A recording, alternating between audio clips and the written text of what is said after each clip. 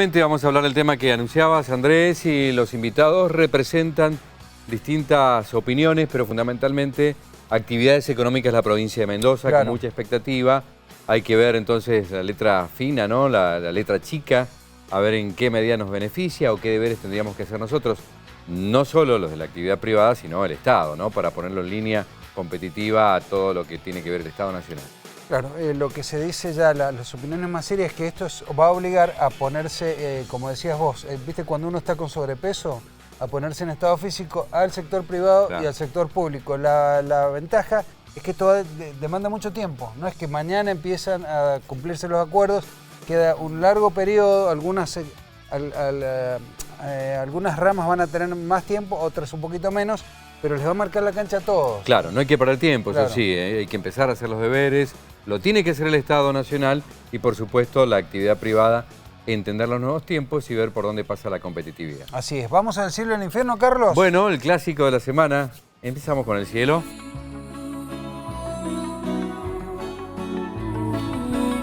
Tenemos en el cielo, Andrés, al Gorrión de Mendoza, sí, Edith Piaf es el Gorrión de París, la Vero Cangemi es el Gorrión de Mendoza, estrella internacional absoluta Vero Cangemi, debutó en la ópera Turandot de Puccini en el Colón de Buenos Aires, debutó el jueves, los titulares de los diarios la ponían a ella directamente, que es el rol de la esclava, así que Verónica Cangemi brillando absolutamente, gran estrella en el Teatro Colón con la ópera de Puccini.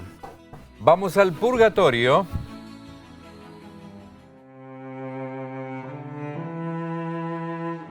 Al purgatorio está Paula Lacino porque ella es la ministra de Hacienda, ella está buscando a través del gobierno que la legislatura apruebe el financiamiento para ejecutar nuevas obras públicas. Si esto se aprueba, hay consenso, pasará al cielo Paula Lacino, si no al infierno. Claro. Todo indica que se va a aprobar, ¿no? Sí, sí. Aunque están evaluando caso por caso, la oposición chicaneó un poquito la cosa, primero habían dicho que no, después, a ver, vamos a revisar cada proyecto y en eso están. Parece que va a haber vía libre nomás, aunque va a llevar algún tiempo todo esto. Estamos hablando del primero de los proyectos, que es el que priorizaron, que es el de la Ruta 82. Ruta 82, bueno, pero Paula Lacino está pidiendo ahora mismo también tratemos lo que tiene que ver, por ejemplo, con el tratamiento de los residuos sólidos. Residuos sólidos.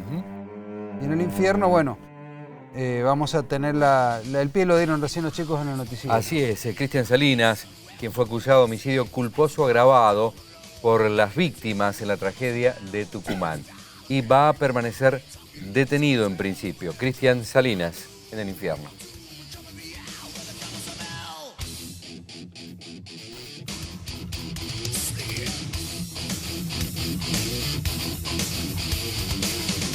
Una mesa poderosa, preséntelo, Carlitos. Sí, con gusto. Bueno, está Gabriel Fidel, que es parlamentario del Mercosur y tiene una opinión, bueno, muy formada desde antes de que se firmara este acuerdo, ya hablaba del libre comercio, así que vamos a aprovechar su conocimiento. Gracias por estar aquí, Gabriel. Un gusto.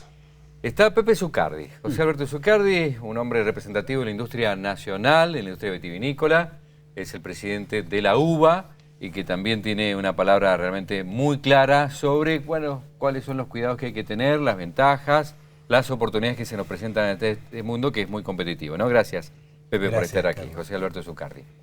Julio Totero es representante de Asinmet, la metalurgia, la metalmecánica de Mendoza y también vicepresidente de la Unión Industrial de Mendoza. Muchas gracias, Julio. Gracias a ustedes. Yo arrancaría con la palabra de Gabriel Fidel para darle un marco general a este acuerdo, en qué consiste, sucintamente, ¿no es cierto?, esta oportunidad o amenaza, si se quiere, según las visiones, de Mercosur y la Unión Europea, Gabriel. Es un acuerdo que se viene trabajando hace casi 20 años, que ha tenido varios gobiernos tratando de llevarlo adelante, que ha tenido problemas inclusive internos en distintos momentos en el Mercosur y en Europa acerca de sacarlo o no. Finalmente se llegó, se firmó el acuerdo político, que es una especie de carta de intención inicial, a partir del cual se trabaja en el acuerdo técnico y es el que finalmente tiene que aprobarse por los congresos, ¿no?, de todos los países. La gestión se iniciaron ya en la época de Menem, ¿no? Los primeros pasos. De hecho fue una de las primeras iniciativas del Mercosur, porque recordemos que la idea siempre del Mercosur fue armar un bloque regional para integrarse al mundo. Claro. Así que en ese sentido yo creo que es positivo porque se nos abre un mercado muy grande. Ha habido siempre resistencias de parte de los europeos, por ejemplo los franceses. Sobre todo, ¿no?, los agricultores franceses, que ahora parecería ser que siguen quejándose. Sí. Por eso, esto no está terminado, esto se sigue discutiendo, va para adelante, como ahora seguramente pasará con José Alberto y con Julio. Los sectores, vos decías, amenaza o oportunidad, es las dos cosas, porque es una gran oportunidad que tenemos de crecer, de proyectarnos al mundo, de conquistar mercados, pero también es una gran oportunidad que nos obliga a terminar de plantear una estrategia de desarrollo, a tener una política económica sana, ¿no?, resolver nuestros problemas de tipo de cambio, de inflación, distorsiones impositivas, los problemas de logística y transporte, los temas de costos internos, todas estas cosas de las que tanto hablamos, ahora es como que se nos viene encima y tenemos que acelerar y trabajar especialmente, yo creo, en las políticas de desarrollo, que es lo que realmente necesita Argentina y de largo plazo. Esa es una intro, enseguida vamos a retomar con Gabriel, y por supuesto no lo vamos a hacer así tan formal, pero sí digamos la participación inicial. En el caso de José Alberto, conoce el mundo, digamos, él con sus vinos apunta al mercado nacional, pero también al mercado internacional. Entonces, esto que se viene, he escuchado tu palabra, ¿no es cierto?, pero me gustaría compartirla con la teleaudiencia. No es cuestión de poner la firma así como así, ¿no es cierto? No, es decir, estamos hablando del bloque que produce un altísimo porcentaje del vino que se consume en el mundo. Estamos hablando con un bloque que produce cerca de 18.000 millones de litros de vino contra 1.200 que producimos en Argentina. Nosotros creemos, yo creo firmemente que la exportación es la salida de la vitivinicultura y es la posibilidad de crecimiento de la vitivinicultura. No porque el mercado interno sea despreciable, es un mercado de más de 800 millones de litros, sumamente importante y que hay que cuidar mucho, sino porque la posibilidad de expansión de la vitivinicultura está en la exportación. Por lo tanto, estamos de acuerdo con todos los acuerdos de libre comercio que permitan comerciar en mejores condiciones. Pepe, yo creo que las exportaciones no solo la salida de la vitivinicultura, es sí o sí la salida del país y de la provincia para poder crecer. Comparto plenamente. En todos los rubros. Porque somos un mercado relativamente chico, de 40 y tantos millones de habitantes. La mayoría de los cuales son pobres encima. Entonces, la posibilidad de desarrollo es la exportación. Claro. Ahora bien, estamos negociando con un bloque que le da mucha importancia a la vitivinicultura, exportan una parte muy importante y tienen grandes subsidios de los estados, o sea, del Estado. La Unión Europea invierte alrededor de 900 a 1.000 millones de euros por año para promover los vinos europeos, para promover la plantación, la erradicación, la construcción de bodegas, una serie de aspectos. Nosotros cada vez que ponemos un contenedor en el puerto, antes de subirlo al barco, tenemos que pagar 3 pesos por dólar para poder exportar. Las condiciones son muy desiguales. Hay asimetrías muy profundas que deben ser resueltas.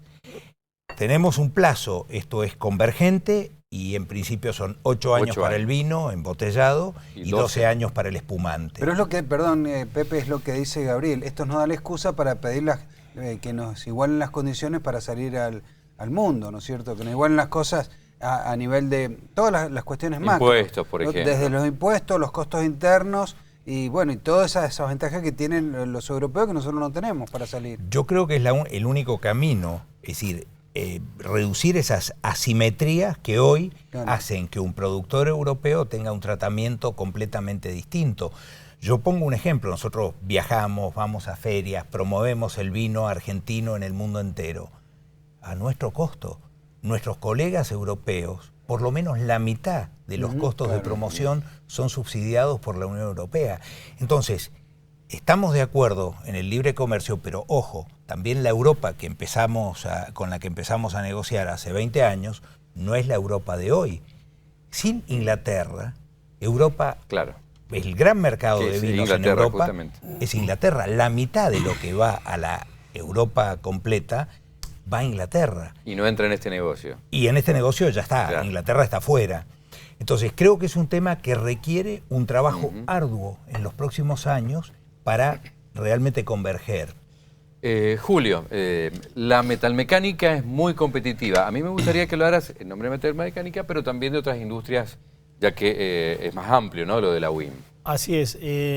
La metalmecánica en particular hoy tiene una balanza totalmente negativa contra la maquinaria que viene de Europa. Es decir, esto no es por un problema de competencia, esto es por un problema de los costos país que nosotros tenemos, financiamiento y ese tipo de cosas, ¿no? Entonces, me parece que el acuerdo Mercosur-Unión Europea creo que es una gran oportunidad, así como lo es para otros sectores, para la metalmecánica también lo es, porque sabemos que tenemos condiciones para poder competir. Quizás haya que ajustar algunas cuestiones tecnológicas, quizás haya que ajustar algunas cuestiones que tienen que ver con la tecnología disponible dentro de nuestro sector, pero esas son cuestiones que se resuelven en muy rápido tiempo, en muy corto tiempo. El problema es que esto nos va a obligar a tener un Estado competitivo que hoy no tenemos. Es decir, en ningún país de Europa se cobra el impuesto a los créditos y a los débitos bancarios, o lo que decía José, cuando uno va a exportar tiene que pagar, en Europa lo subsidian. Entonces, me parece que esto nos va a obligar a ponernos en una senda de igualdad con el mundo, y creo que esto va a ser una gran oportunidad porque estamos abriéndonos a un mundo enorme. La metalmecánica en particular, allá por finales de los 80, principios de los 90, exportaba tecnología y exportaba maquinaria a Europa. Es decir, acá teníamos grandes empresas metalúrgicas, como fueron Franino, Silvestrini Barbier, Talleres Cóndor, Arquímedes Rossi, grandes compañías que exportaron a muchos lugares del mundo porque teníamos la tecnología y el conocimiento. Claro. Después IMSA. Después IMSA, obviamente, ¿no? IMSA ha sido el ícono de las exportaciones a cualquier país del mundo. Entonces, me parece que estamos en una posición de poder competir. Nosotros, y esto lo repito yo siempre, ¿no?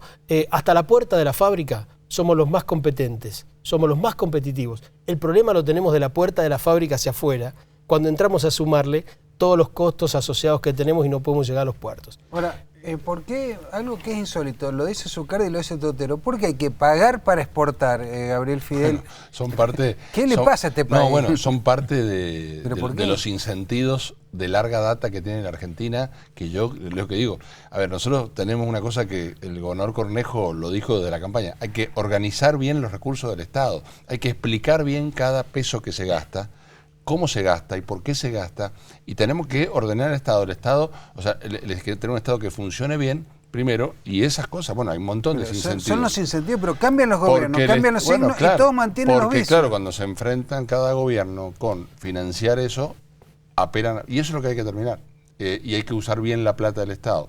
Y por otro lado, digo, eso primero en cuanto al Estado, lo dijo muy bien Julio, o sea, hace falta empresas competitivas, pero también las empresas y los ciudadanos tienen derecho a decir al Estado, vos también tenés que ser competitivo, y me parece que esa es la gran lucha, porque yo creo que hay muchas oportunidades, ¿no? Hay muchas oportunidades.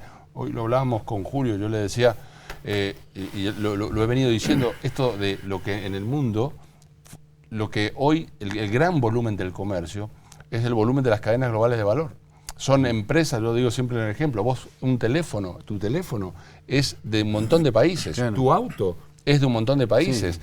Entonces el motor de un lado, el chasis del otro, bueno, entonces lo que creo que acá va a pasar es que tenemos que ayudar a nuestras empresas, prepararlas, como decía Julio, porque son competitivas, pero para que se especialicen, para que vean dónde están los nichos de mercado. Yo le decía a la gente de ProMendoza, le decía a los técnicos, les decía, prepárense, porque hay que tener un Estado competitivo donde ProMendoza, la que tenemos hoy, hay que prepararla para todo lo que viene. Y ese es el Estado inteligente que tenemos que tener. Entonces, yo creo que haciendo las tareas bien, y en ese sentido soy optimista, soy súper realista, pero soy muy optimista en el sentido de que veo las oportunidades. El optimismo, por ejemplo, hasta de Evo Morales, ¿no? Claro. Pepe Mujica, que hoy no está gobernando Uruguay, pero también es una palabra, una referencia. Los socialistas chilenos. Bueno, han aplaudido esto. Los socialistas, Piñera, ni hablar. Para mí no es un problema ideológico el firmar un acuerdo, no es ni de derecha ni de izquierda, es una oportunidad. Lo que sí después, donde vos vas a tener diferencias y hay que hablar, es en si vas a tener políticas públicas para que apoyen a los empresarios y a la gente para que se puedan preparar para este nuevo mundo, ¿no? ¿Ustedes sienten...? Sí, Julio.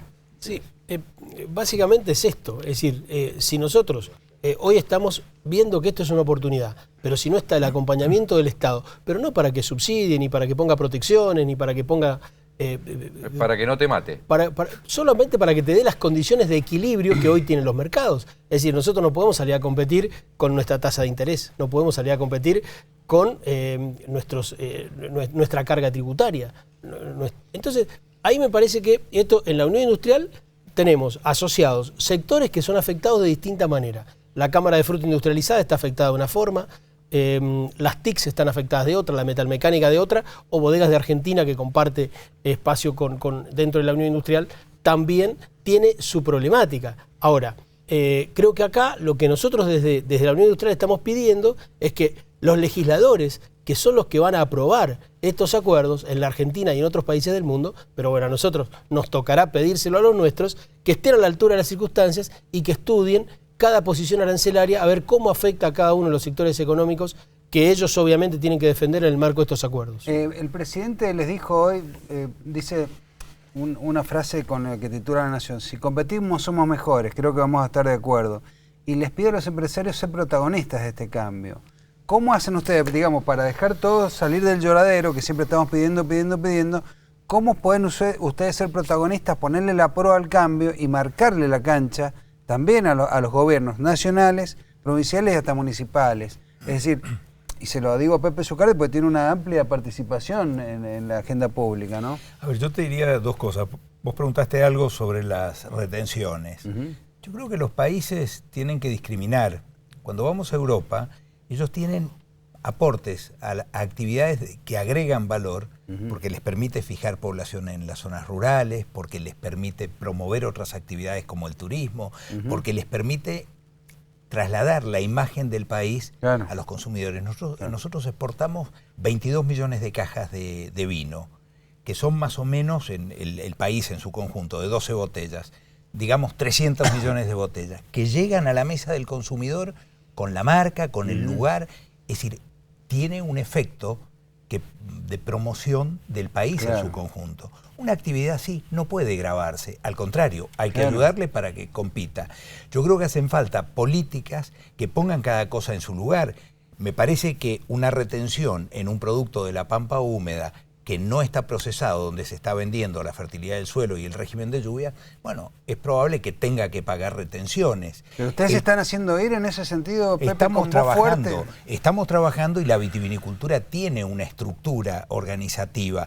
Tenemos un plan estratégico, tenemos una corporación vitivinícola que apunta a objetivos como la promoción en el mercado externo, y gran parte de los fondos que hoy dedica Wines of Argentina son recaudados a partir del esquema de la Corporación Vitivinícola. Y son acompañados por los gobiernos de las provincias, sobre todo las provincias líderes como de Mendoza para abajo, ¿no? En este momento no hay aportes en ese sentido. La promoción que hace la vitivinicultura la hace exclusivamente con fondos propios. Pero digo, incluso apoyo político, porque a la hora de ir a pedirle esto al gobierno de la nación, por ejemplo, que maneja el tema retenciones, tienen que ir ustedes como sector, pero tienen que ir acompañados también políticamente por los gobernadores. El gobierno de la provincia de Mendoza y de San Juan son parte de la Corporación Vitivinícola. La verdad que en ese sentido se han hecho planteos relativos a la competitividad y no hemos tenido... Y los reintegros también. Hemos tenido respuesta en cosas importantes como fueron el aumento del mínimo no imponible, que eso fue un camino o un paso en el camino correcto, porque permitió bajar la carga laboral y permitir una mejora de costo. Esos son los... El impuesto al vino que se iba a aplicar. El impuesto al vino nunca se debió hablar. Es decir, el vino no es un producto de lujo, ni es un producto nocivo a la salud. Por lo tanto, no puede tener... Con o sin burbujas. Exactamente, y no puede tener impuesto interno. A ver, yo creo que es un impuesto que nos demandó una enorme fuerza para demostrar algo que en el pueblo argentino está asumido. El vino es la bebida nacional, el vino es parte de la alimentación, no es alcohol, es parte de la cultura. Quiero transmitirles que nos está viendo de Jorge Nelson Ripa, que lo hace vía Twitter, porque aparte él es consultor y es enólogo en RIPA, dice: apoyamos la internalización de Mendoza y su integración al mundo, pero sin instrumentos y herramientas adecuadas no se crece, no hay desarrollo, no incrementamos las exportaciones y solo profundizamos la exclusión de las pymes. Creo que acá está un poco el corazón de la problemática, ¿no, Gabriel? Es que ese es el secreto. Digo, nosotros vemos que la pobreza en Argentina hace ya décadas que es el 30%, aunque después se pelee uno no baja, que la pobreza es tuya, la pobreza es nuestra, que la pobreza es nuestra y es eso. Cuando nosotros vemos que se va bajando la calidad de la infraestructura, que va bajando la calidad de vida de los argentinos, tiene que ver con la competitividad. Y tiene que ver con la productividad, y tiene que ver con exportar. O sea, y por eso también exportamos poco. El camino nuestro es aumentar la competitividad, que sea una economía con más productividad y poder exportar más al mundo. Y eso va a llevar a una mejor calidad de vida. Ahora, en esto sí es importante la presencia de la cooperación público-privada para que eso no lo terminen haciendo solamente grandes empresas. Una economía fuerte, una economía llena, repleta de pymes que son capaces de ser proveedores de todo este proceso de desarrollo. Por eso yo decía al principio que ahora es un buen momento para que tengamos una estrategia de desarrollo y ¿sabes qué? Que no tengamos un país donde cambia todo todo el tiempo. Todo el tiempo, no puede ser. Mirá, esto yo realmente admiro en eso, lo veía en estos días en Chile. Cambió el gobierno, gobierna ahora Piñera, y yo veo que los socialistas siguen pensando igual que lo que pensaban cuando gobernaban. La gente de la concertación. Lo veo en Uruguay también, yo soy parlamentario en Mercosur, los veo los uruguayos. Los veo que, o sea, ellos tienen más o menos un cuerpo de cosas en los que se ponen de acuerdo. Me parece que esto... Acá no pasa. Bueno, por eso hay que terminar con eso. No puede ser que siempre estemos en discusión ¿Vas a terminar permanente. por decreto? No, bueno, me parece que es parte de la madurez. No, y hay que ver cómo se da este debate después. Lo decía Julio. ¿Cómo se da este debate en el Congreso? Por ahora el debate es bastante paupérrimo a nivel público. Un Estado competitivo y una política a la altura de las circunstancias con consensos básicos para sacar para el país adelante. Me parece que eso es esencial. Y el sector PYME, sobre todo, creo yo, ¿no? En lo que tiene que ver la metalmecánica, es un modelo realmente muy interesante, pero hay que cuidarlo. Sí, yo creo que la estrategia va a estar en ver qué alianzas podemos armar para poder avanzar sobre ese mercado que seguramente hoy nos queda grande, pero habrá que ver. Creo que es una oportunidad y lo vamos a afrontar. Pero si previamente a estos acuerdos el Estado argentino no se transforma en un Estado competitivo, creo que esto va a marcar la defunción de muchas pymes, al menos las del sector metalmecánico, ¿no? Es decir, creo que nosotros vivimos muy aferrados hoy a nuestra economía regional. Solo un 10 o un 12% de lo producido por la metalmecánica local se exporta. Por lo tanto, ese otro 80 y pico % de mercado interno que tenemos, si no tenemos políticas que nos acompañen, seguramente lo vamos a perder también y no vamos a poder salir al mundo. Entonces creo que hay que ser muy cuidadoso.